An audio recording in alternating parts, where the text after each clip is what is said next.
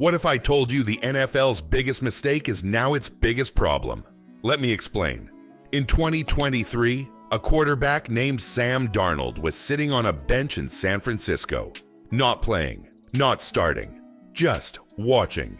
The entire league had already forgotten about him. Teams called him damaged. Analysts called him finished. He was only 26, and his career looked over.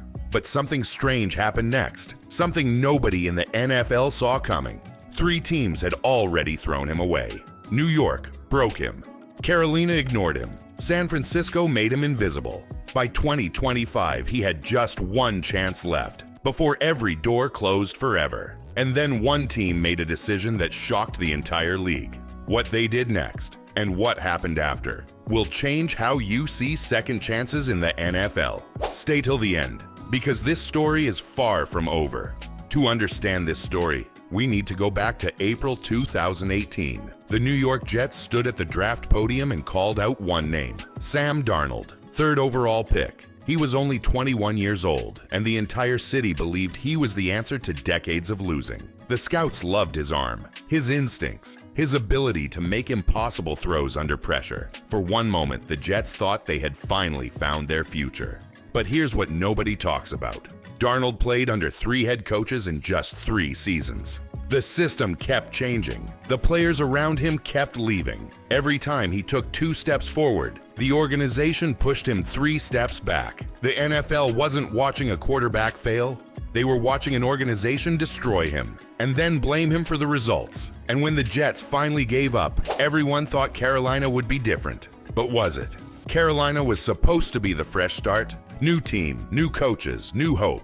And at first, it actually worked. Darnold led the Panthers to a 3-0 start. He threw for over 300 yards twice in 4 games. The same people who called him broken started changing their minds. But then, injuries hit. The coaching staff changed the system mid-season, and the rhythm he built, gone. By the end of 2021, Darnold was back on the bench.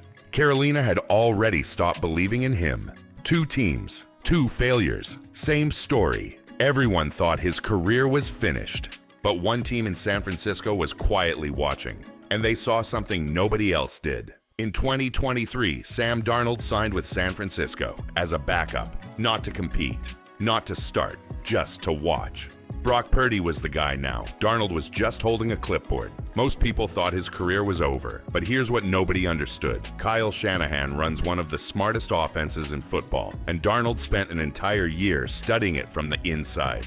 He watched, he learned, he rebuilt himself, quietly. The year everyone thought was killing his career was actually saving it. The 49ers went to the Super Bowl. Darnold watched every single play.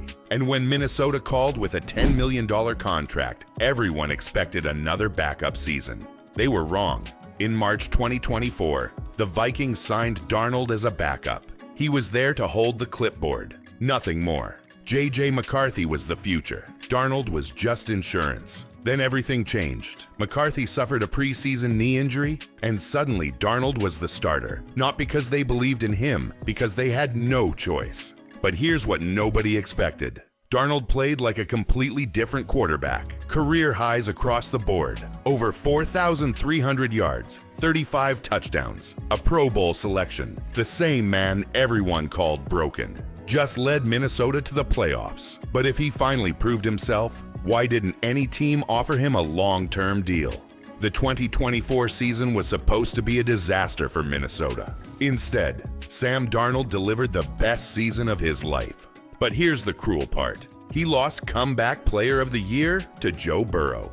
And in free agency, teams still hesitated. One great season wasn't enough to erase 6 years of doubt. But one team in the Pacific Northwest saw something different. They weren't just willing to believe, they were willing to bet. On March 13th, 2025, the Seattle Seahawks did something nobody expected. They signed Sam Darnold to a 3-year, $100.5 million contract. Not a backup deal, not a prove-it contract. Franchise quarterback money.